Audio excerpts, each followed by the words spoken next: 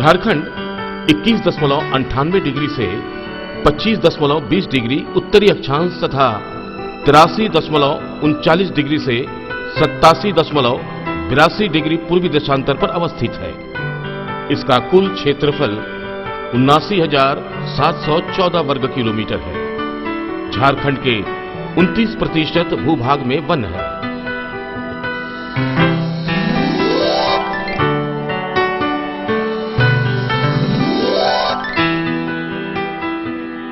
राज्य में 11 वन्य प्राणी आश्रयणियां तथा एक राष्ट्रीय उद्यान है।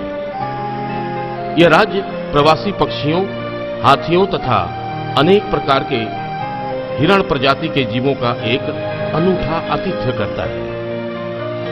राज्य का परिदृश्य वन्य प्राणी, अर्ध वन्य प्राणी तथा पालतू जंतुओं का मिश्रण प्रस्तुत करता है। अपनी वैविध्यपूर्ण जलवायु तथा भौगोलिक अवस्थाओं के कारण झारखंड भारत के समृद्ध जैव विविधता युक्त प्रक्षेत्रों का एक महत्वपूर्ण भाग है। यहाँ के वन अधिकांशतः उष्णकटिबंधीय, शुष्क तथा मिश्रित प्रकार के हैं।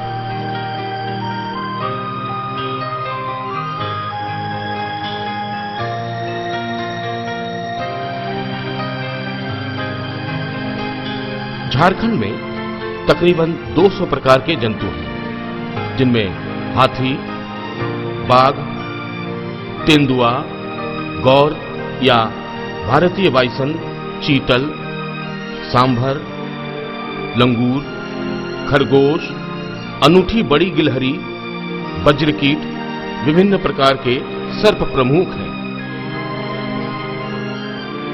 वासी तथा प्रवासी पक्षियों का एक बड़ा समूह झारखंड की जैव विविधता को पूर्ण करता है। यहाँ मोर है तो श्वेत चोंचधारी किंगफिशर, छोटे बगुले, छोटे इग्रेट, लाल मुनिया,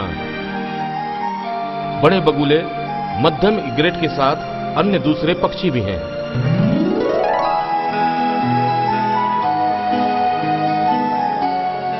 राज्य की वनस्पति यहाँ के जंतुओं को एक सटीक आश्रय प्रदान करती है। इस इलाके के कुछ अति महत्वपूर्ण वृक्ष हैं। साल, सलई, यह एक औषधीय वृक्ष है तथा छपाई के कागज निर्माण में भी प्रयुक्त होता है। कैसिया फिस्चुला, इसकी छाल का उपयोग बवासीर की दवा बनाने में काम आती है।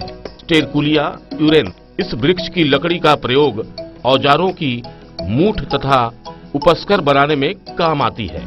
लेजिस्टोमिया स्पेसियोसा, इसकी लकड़ी भी उपस्कर निर्माण में प्रयुक्त होती है। हर्रा अथवा टर्मिनेलिया चेबुला, कुंभी या करिया तथा चलता या डिलेनिया जैसे वृक्ष हैं, जिनकी छाल हाथी के लिए चारा उपलब्ध कराती है।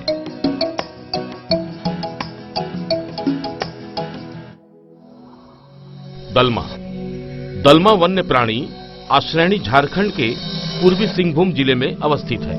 यह अपने हाथियों तथा समृद्ध वनस्पतिक विविधता के लिए प्रसिद्ध है। दालमा की लव ट्रैप पहाड़ियां शुष्क कटिबंधीय मिश्रित वनों से आच्छादित है। यह आश्रयणी का क्षेत्रफल 193 वर्ग किलोमीटर है। विचरणशील प्रवासी हाथी यहाँ भोजन तथा पानी की तलाश में आते हैं। दलमा झारखंड के उन 2 स्थानों में से एक है जहां विशालकाय गिलहरियां अपनी लंबी पूंछों के साथ विचरण करती दिखती है। हाल के अध्ययन से पता चला है कि दालमा में इस विशालकाय गिलहरी की प्रजाति के लगभग 13,500 घोंसले हैं। विशालकाय गिलहरी एक अति सुंदर प्राणी है, जिसके शरीर पर 2 से 3 तरह की धारियां भूरे से काले रंग के बीच पाई जाती है। वयस्क गिलहरी के शरीर तक का हिस्सा 14 से 16 इंच का तथा इसकी पूंछ लगभग 2 फीट लंबी होती है। यह गिलहरी उन ऊंचे वृक्षों पर ही रहती है जहां यह अपना घोंसला बनाती है। वृक्षों की फुनगियों पर कूदती इन गिलहरियों का दिग्दर्शन दलमा के जंगलों में एक आम दृश्य है। यह लगभग 6 मीटर की लंबाई तक छलांग लगा लेती है। हजारीबाग, हजारीबाग तथा हजार बागों की भूमि एक पुरानी आश्रयणी है, जो अपने भेड़ियों तथा तेंदुओं की प्रचुरता के लिए प्रसिद्ध है। हजारीबाग जिला के 184 वर्ग किलोमीटर में फैला हजारीबाग वन्य प्राणी आश्रयणी 1976 में स्थापित हुआ। इसकी ऊंचाई 615 मीटर है। आरंभिक दिनों में हजारीबाग आश्रयणी सघन और दुर्भेद्य वनों से आच्छादित था। यहाँ के जल स्रोतों पर विभिन्न वन्य प्राणी झुंड में एकत्रित होते हैं।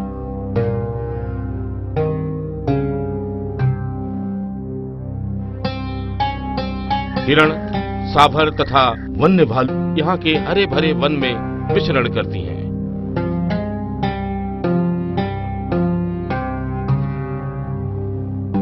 यहाँ के जल स्रोतों पर बड़ी संख्या में स्थानीय एवं प्रवासी पक्षियों को देखा जाता है। छोटे पक्षी बड़े सरीसृपों जैसे सामान्य भारतीय अजगर के आसान शिकार बनते हैं। इन जंगलों में अजगर 8 से 9 फीट तक पाए जाते हैं। जैसे ही जंगल में रात घिरती है, यह और भी शांत तथा अजूबो भरा हो जाता है। रात में भोजन की तलाश में निकलने वाले जीव तब सक्रिय हो जाते हैं। तब यहाँ छोटे टिमिड पक्षियों, जंगली खरगोश, लकड़बग्गा, लोमड़ी आदि को देखा जा सकता है और साथ में चमकती बिल्लोरी आंखों वाले तेंदुओं को।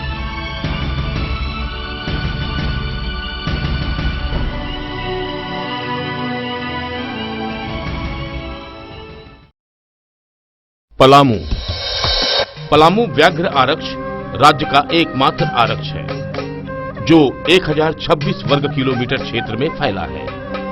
यह पूरा इलाका घने साल वनों तथा संकीर्ण समतल से घिरा हुआ है। पलामू नाम पलास और महुआ के वृक्षों से लिया गया है, जिनकी इस क्षेत्र में भरमार है। उद्यान में रहने वाली विभिन्न प्राणियों और पौधों को जीवन प्रदान करने वाली कोयल नदी इस आरक्ष के बीचों बीच से गुजरती है। पलामू को सन 1934 में पगचिन्हों की गणना के आधार पर पहली व्याघ्र जनगणना का श्रेय भी हासिल है।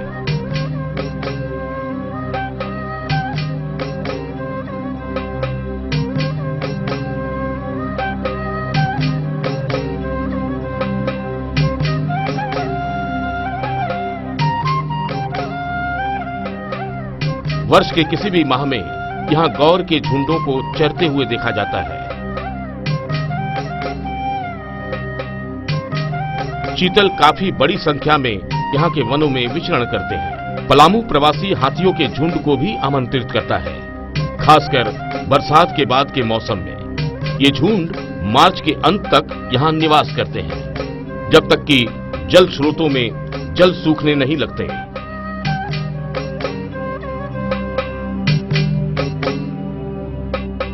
हिरणों की बड़ी संख्या मांसाहारी जीवों को आहार प्रदान करती है, खासकर व्याघ्रों को।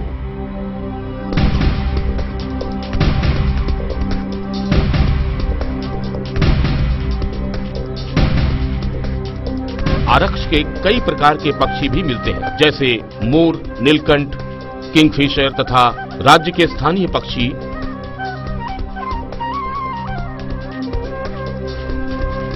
भारतीय पोर्कुपाइन भी आरक्ष के जंगलों में अपना आवास पाता है।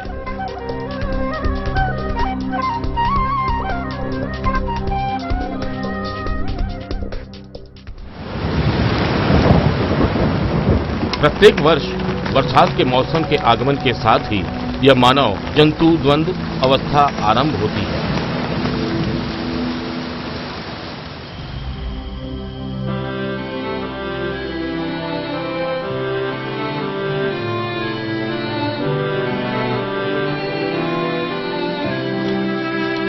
वनाच्छादन में तेजी से ह्रास हो रहा है, अतः महत्वपूर्ण वन्य प्राणियों एवं सीमित क्षेत्र में सिमटकर रह रहे हैं। यह मानव जंतु अंतर्द्वंद का मुख्य कारण रहा है। इस संघर्ष के कारण लोगों की मृत्यु की घटनाओं में भी वृद्धि हुई है। जंगली क्षेत्रों में मानव निवास का बढ़ता दबाव भी इस अंतर्द्वंद का एक प्रमुख कारण है। ऐसे क्षेत्रों में वनों का बहुत ज्यादा विदोहन हुआ है। यहाँ के निवासी अपनी आजीविका के लिए वृक्षों को काट डालते हैं, क्योंकि उनके पास जीविका के और कोई विकल्प नहीं है। वनों के बीच बहुत छोटे क्षेत्रों में बसने के कारण भी मानव जंतु अंतर्द्वंद के मामले बढ़ जाते हैं। जंगलों के बीच मानव निवास से प्राकृतिक संतुलन प्रभावित होता है। कई मामलों में यह जंगल की तारतम्यता को नष्ट करता है।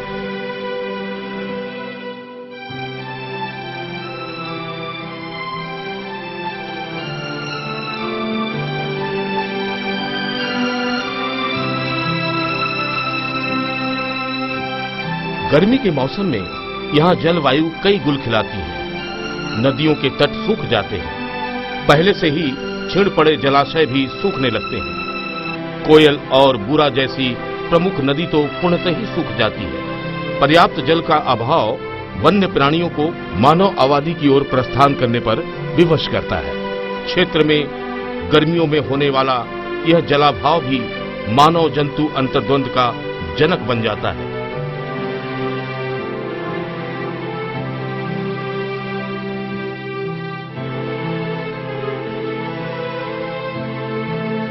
हाथियों का झुंड, जिन्हें ज्यादा मात्रा में भोजन और पानी की जरूरत होती है, मानव आबादी की ओर चल पड़ते हैं।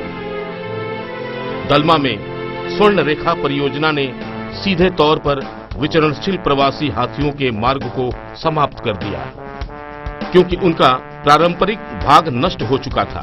अतः हाथियों के पास इसके अलावा और कोई विकल्प नहीं था कि वो अन्य मार्गों की तलाश करें। इस क्रम में वे मानव आबादी की ओर आए।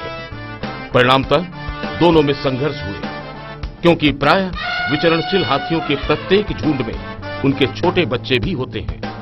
उनके प्रवास मार्ग के नष्ट हो जाने से झुंडों को भूखमरी और एकाकीपन का सामना करना पड़ता है। यूं तो खनन झारखंड का एक महत्वपूर्ण उद्योग है। किसी जमाने में सारंडा के वन इतने घने होते थे कि उसकी धरती तक सूरज की किरण नहीं पहुंच पाती थी। यह अब खनन उद्योग की बहुलता को झेल रहा है। खनन के भंडारण से न सिर्फ प्रदूषण फैलता है, वरन यह वनों के आंतरिक जलस्तर को भी प्रभावित करता है। यहाँ तक कि छोटे झरने भी प्रदूषित हो जाते हैं। खनन क्षेत्रों का हाथियों के प्रवास मार्ग पर पड़ना।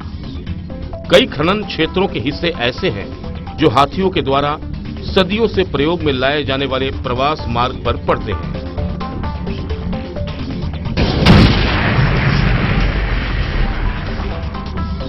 खनन क्षेत्रों में किया जाने वाला विस्फोट जंगल की शांति और सहिष्णुता को भंग करता है।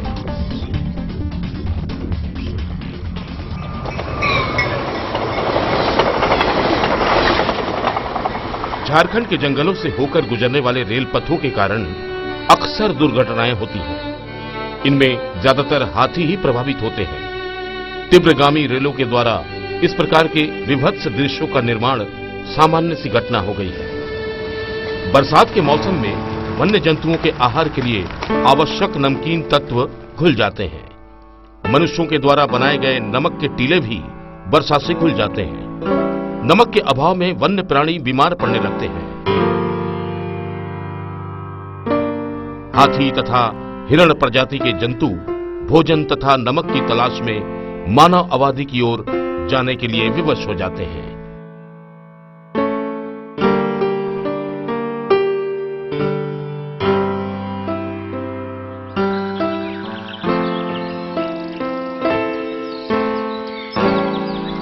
हालांकि शिकार की घटनाएं राज्य में बहुत विकट नहीं है, फिर भी चूंकि बाजार में इनके संबंधित चीजों की कीमत बहुत ज्यादा है।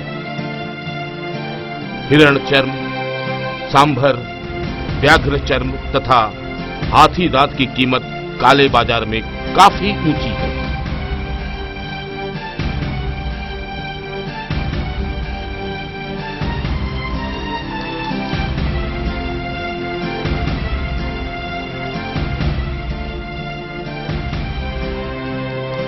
ये जो आदिवासी हैं, आदिवासियों के जब सिविलाइजेशन चालू होता है, इनका शादी ब्याह के साथ में सेंद्रा का संबंध है। ये लोग दलमा में प्रति वर्ष आदिवासियों द्वारा पारंपरिक शिकार तकनीक से किया जाने वाला विषु शिकार अब भी जारी है। एवं जैव विविधता के नुकसान के लिए जिम्मेदार है। सामान्यतः घनी काली रातों में दल बांधकर शिकार किया जाता है। अगर ये जारी रहता है तो ये जंगल की सुंदरता, शांति और सहिष्णुता को नष्ट कर देगा।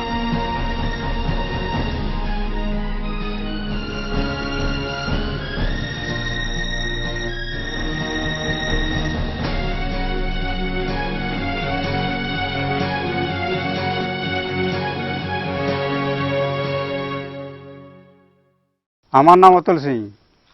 আমার ক্ষেতে বড় হাতি ঢুকেছিল। मानव हाथी द्वंद की जड़ें मुख्यतः अतिक्रमण तथा विभिन्न वन्य जीव के घटने के कारण हुआ है।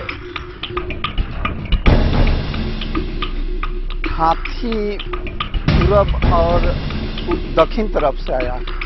वर्षा के दिनों में हाथियों का झुंड मनुष्य एवं उसके आवास में नमक, पानी तथा भोजन के लिए प्रवेश करता है। भ्रमण करने के बाद एक घर जो बस्ती में है, जो बचा बच गया, वही घर में पहले शुरुआती को तोड़ा।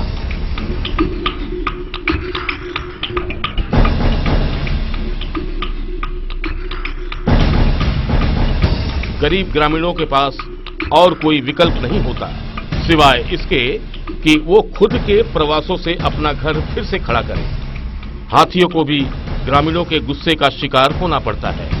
लोग इन वन्य जीव को भगाने के लिए अक्सर आक्रामक होकर निर्दयी उपायों का भी सहारा लेते हैं।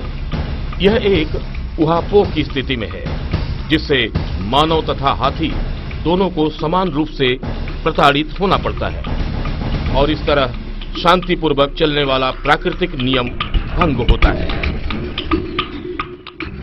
मनुष्यों पर वन्य भालू के आक्रमण भी देखे जाते हैं। जंगली सुअर 20-22 को बहुत तंग कर रहा था, उस समय देखने गए थे और जाने समय नहीं मिला और